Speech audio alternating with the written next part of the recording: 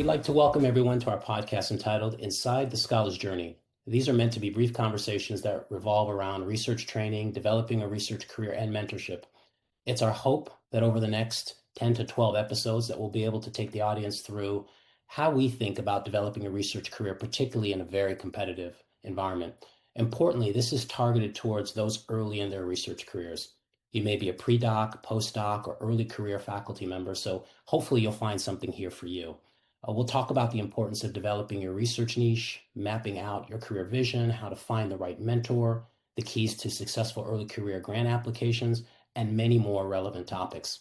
Along the way, we'll even invite some guests to join us. Thank you for joining us.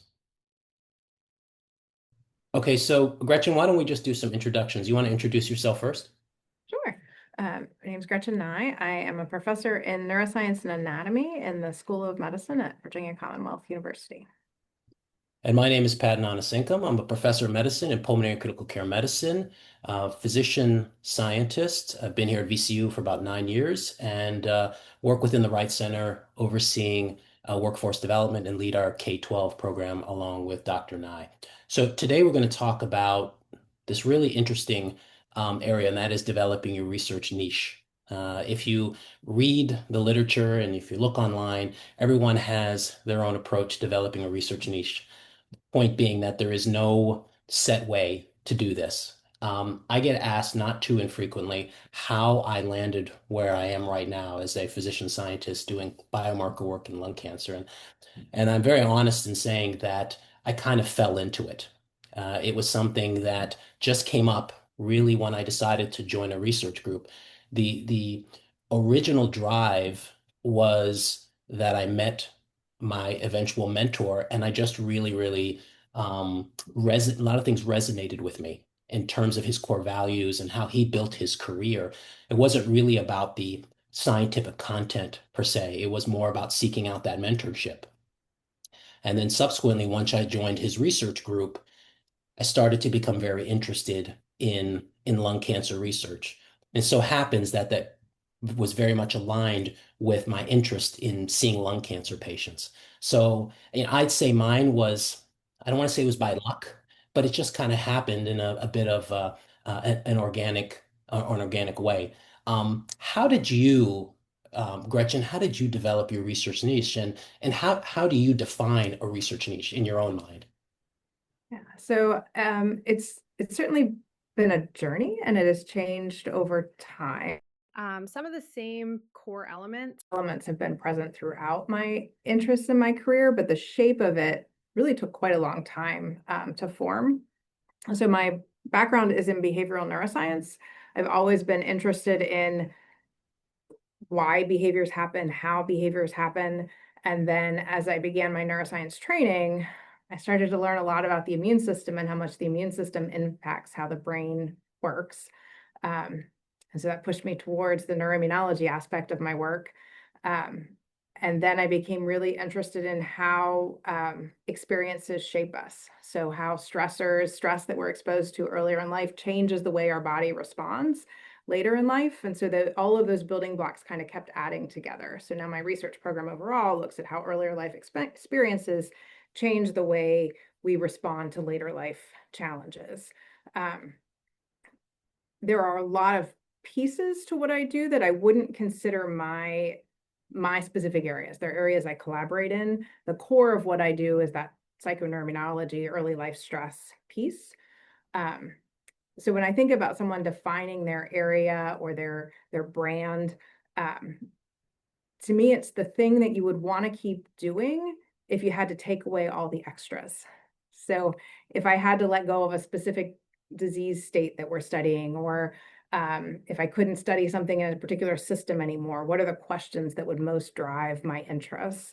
And that core piece that I want to maintain, to me, is what is my niche. Yeah, I completely agree with you. There's something that you mentioned there several times. You said my interests, and that's so important because when I'm approached by a young investigator, and it doesn't matter if they're a pre-doc or postdoc or early career faculty member, sometimes they're even mid-career and they're just starting their research career. I always go back to some of the very general principles, and one of the first things I ask anyone is, what do you care about? What are you passionate about? What interests you? And then we can get into, what are you good at? Because there's the whole saying, you got to play to your strengths. And I really believe that when it comes to science, you should play to your strengths. You should play to those things that come not necessarily easy, but relatively easy to you. And then we get into this conversation of, what's your mission? What's your vision? Um, I'm a firm believer that when you're setting out to develop a research career and a research niche or brand or research identity, you have to have some type of mission. What is ultimately going to be your mission? What is that question that you want to answer? What is that gap that you want to fill? And it's so important because that mission, call it a mission statement, that will drive your decisions. Because I'm sure you would agree. You said it's been a journey, and it's been a journey that's been filled with many decisions. There were decisions trees. Sometimes it felt like on an hour-to-hour basis. Absolutely. Decisions Yeah. tree, decisions tree. Do I do this? Do I not do this? Mhm. And for many of us who get thrown so many potential decisions at us, it's important to have some type of guidepost. Mhm. And at least for me, the mission statement is my guidepost because that helps me stay sort of on track. So do you talk to your mentees or maybe just your peers who may be seeking out some of your advice? Do you talk to them about your mission? What is it that you want to do? And what are your core values? Do you have those kind of conversations? Do they come up when you're giving advice? Yeah, I think I phrase it a little differently, but I think the same, I do ask similar questions. So um I often with like students in particular, when they've met a point of frustration and they're trying to figure out what to do, which path to take, or maybe it's figuring out the next steps, I ask them to remember why they started. Like, I noticed that this comes up in particular for the MD trainees who are in the program for so very long. And there are a lot of points where it gets really hard and it gets frustrating. And I asked them to just think about, like, you didn't get here by accident. Why did you choose this path? What motivated you in the beginning? And oftentimes that is still the same thing that is motivating them now. They've just lost sight of it because of all the noise of the day to day. Um, so in a way that is their mission, I guess. I don't say it that way. Do you ever ask them to articulate it for you? I do. I ask them, if I say, what is your mission? And they say, well, what do you mean by that? I said, what is your mission? Why are you here? And why do you want to be a researcher? And what gap do you want to fill? And I say, go. And they kind of pause and go, well, I need a moment, right? Yeah, yeah, But it's something I try to, particularly for the younger investigators and the students, I try to get them to exercise that muscle in their brain of really thinking about being very intentional about what it is they want to do. yeah. Sort of what the action items are going to be. I would like to study small molecule inhibitors to cure acute leukemia. I'm just making something up off the top of my head, but something that's very, very, very specific that can then guide them when they're making decisions later. Yeah, so I'll often ask pretty broad questions because depending on where they are in their career stage, it could be it could be kind of amorphic still. But one avenue I'll take is asking about, like, okay, let's say if unlimited time, unlimited money, all your grants get funded.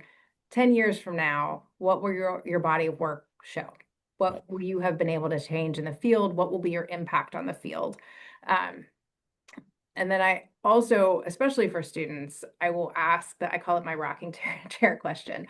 Like, when you play things out to, like, maybe you're in your 90s and you're sitting on the back porch in the rocking chair, what are the things that you're going to hope to be able to look back on and have had happened in your career? And the third question that I will often ask them um, is, what does a good day look like?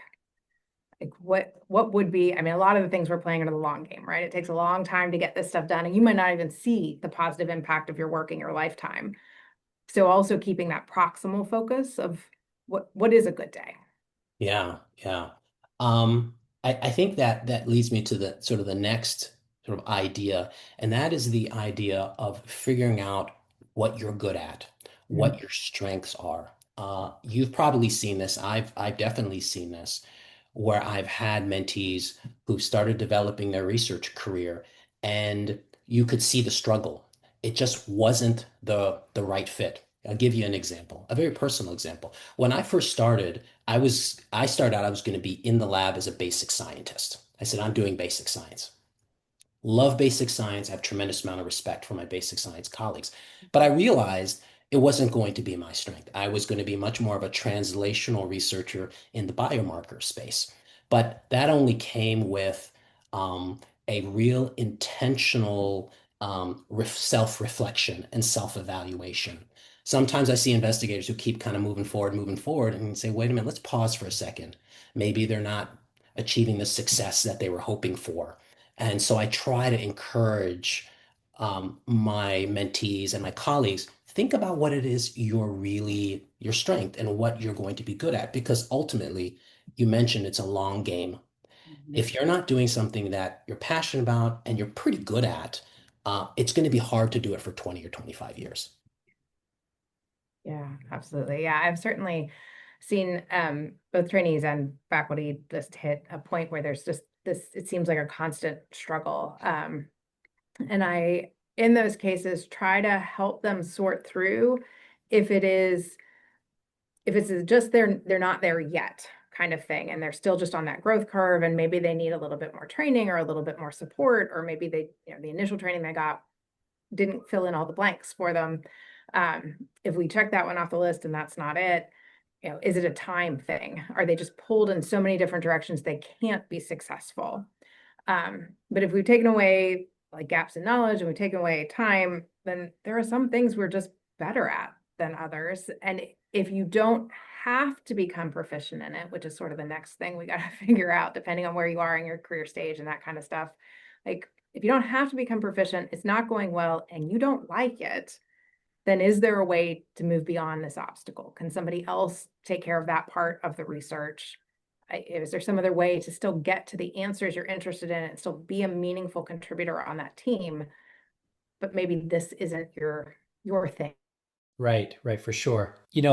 One question I get from colleagues, particularly early career faculty, not so much from pre-docs and not so much from postdocs, is the idea of being very specific in what you do. Uh, i.e., this is what I do. This is my exact area of focus. I study this molecule in this particular disease state. When you're thinking about coaching, advising early career scientists, could be anywhere, pre-doc, post-doc, at what point do you start to think about, hey, we really need to refine your research niche, right?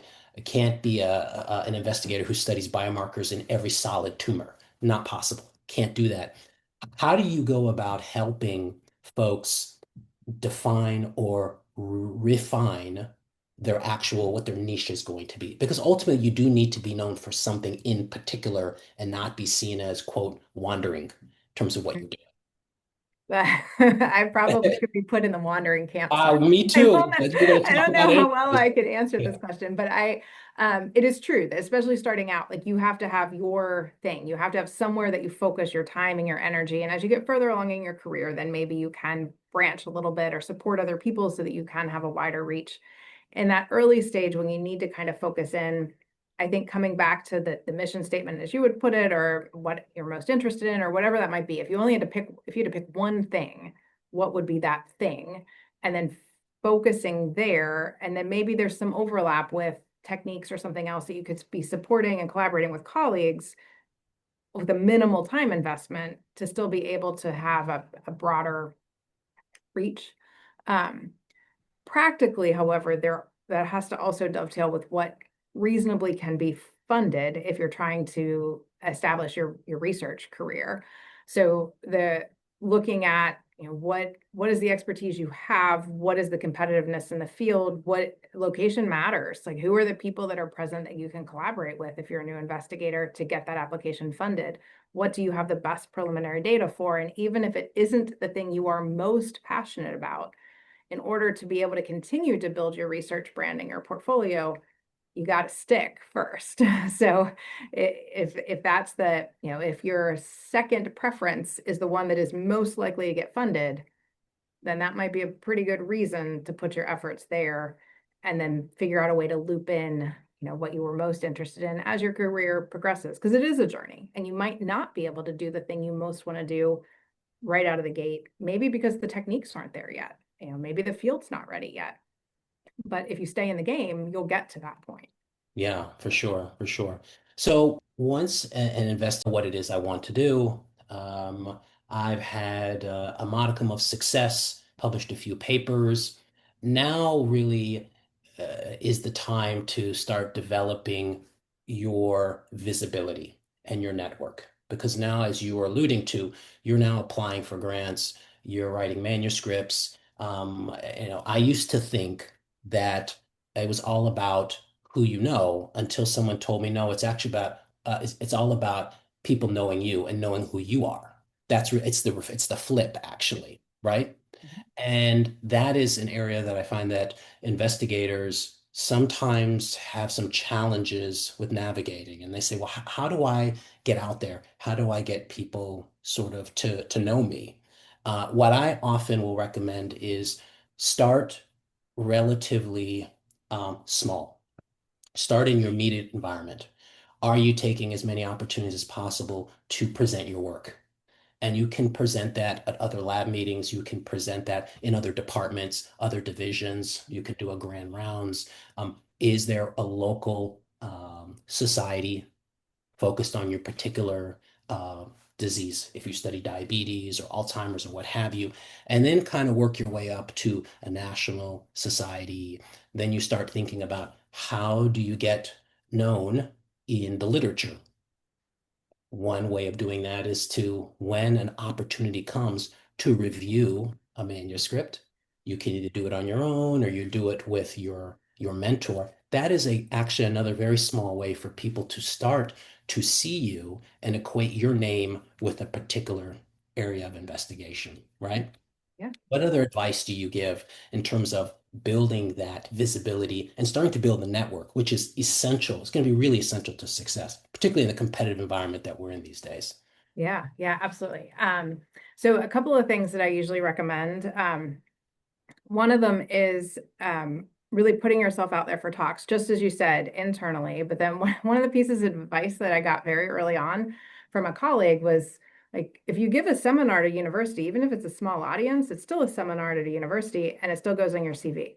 So what that person encouraged me to do was to reach out to friends of mine at other universities, especially if they were somewhere I was traveling anyways, and ask if I could give a seminar. I might not get an honorarium or something, but I could still, maybe it's a lab meeting plus some extra people from the department or something like that. So I did a series of those early on. I actually did some also when I relocated to VCU to like help people like start to think about me in a different place and that sort of thing.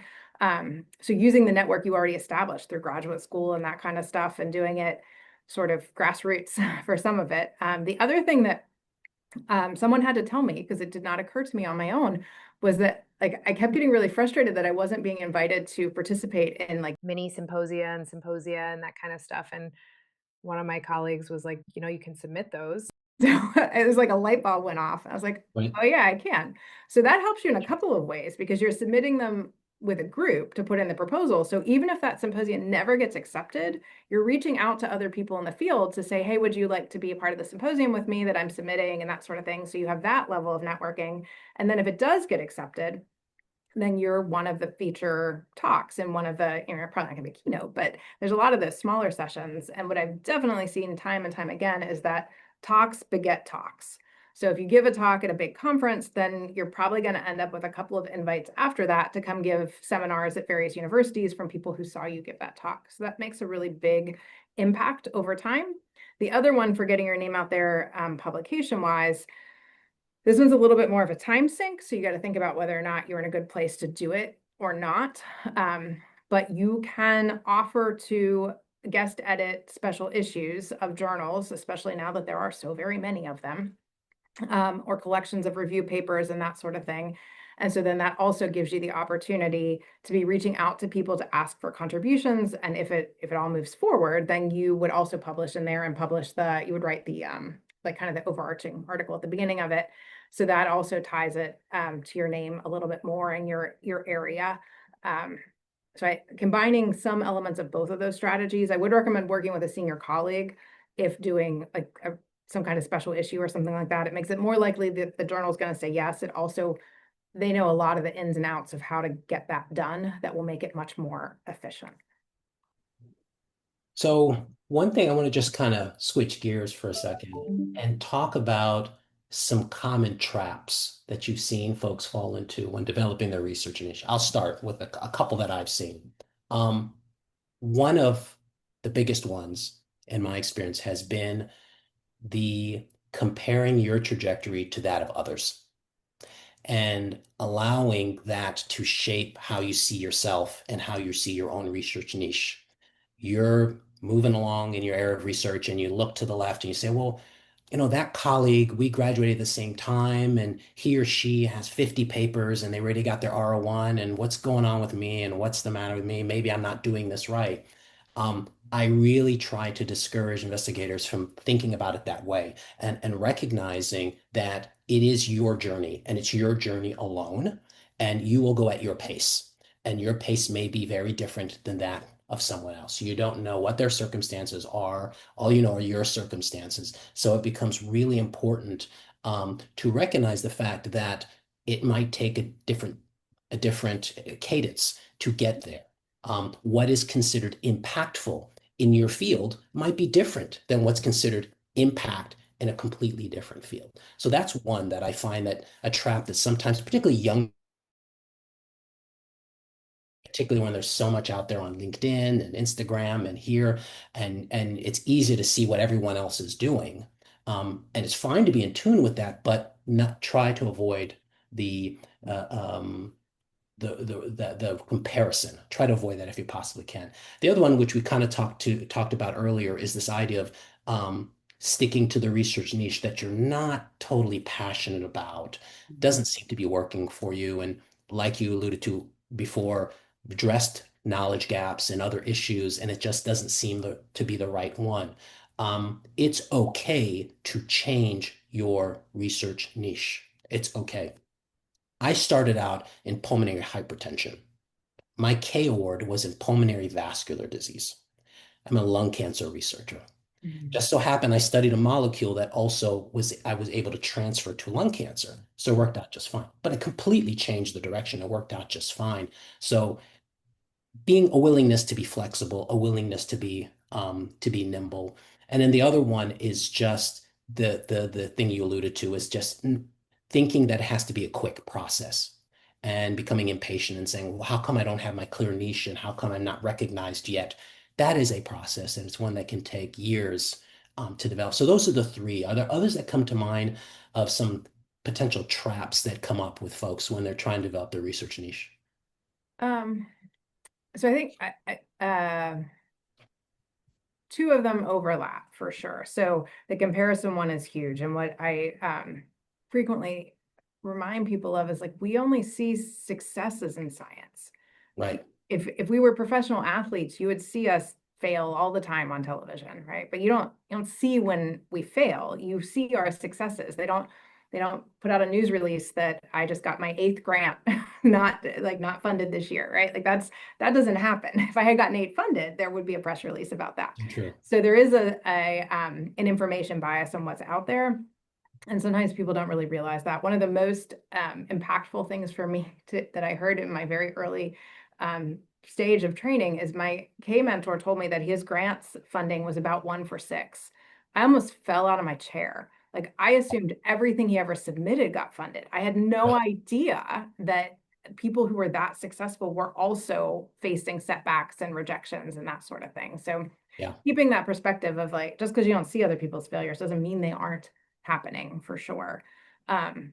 I think strategy is the other one. So to your kind of your second and third point, really like thinking about this in the longer term and how you can position yourself and move forward and making sure that if you were in a situation like a basic sciences department where a lot of your effort is put towards research and you need your chair's support, like that you have the buy-in of your chair and their support of what direction you want to take and any thoughts you have about switching and that sort of thing. The other trap is service.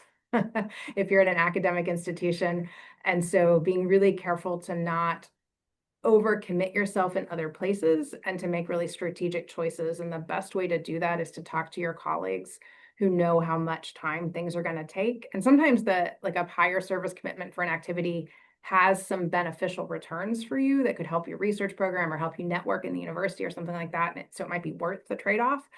As an assistant professor, you probably don't have that insight, but people around you do. So I think like summarizing that trap, it's like, it's not asking for help. Ask the people around you. Your colleagues want you to be successful. You're on their team. If you're successful, they're successful. And I think that a lot of times junior faculty feel like they've got to do it all themselves and get it all done right and not ask any questions, or people will think they don't know what they're doing. And we've all been there and we're all willing to help. Absolutely. Absolutely. And I think that willingness to help is a perfect note that we should end on at this point. And just really remind the audience that this is a process. As you said at the beginning, Gretchen, this is a journey. And it's one that will have some ups and will have some downs. But it is your journey. And as an investigator, you have the opportunity to shape that road, right? And I think importantly, starting out with that self-reflection and that self-awareness and that self-assessment and figure out what it is you're really interested in, what you're passionate about. Because ultimately, this is going to be a reflection of an intersection between your passion, your interest, your research strengths, that what the gaps in knowledge are in your field, and trying to put all those pieces together is actually it's exciting, but it's complicated and it takes time. And so folks just have to be really patient as they're building their research niche. And as you alluded to at the end there, reach out to the folks around you. There are many of us who have been through this and have experienced many of the things that investigators early in their career are experiencing right now. And that's why we're here. We're here to support investigators. So, Gretchen, thank you so much. Thank you. It was great. Thanks.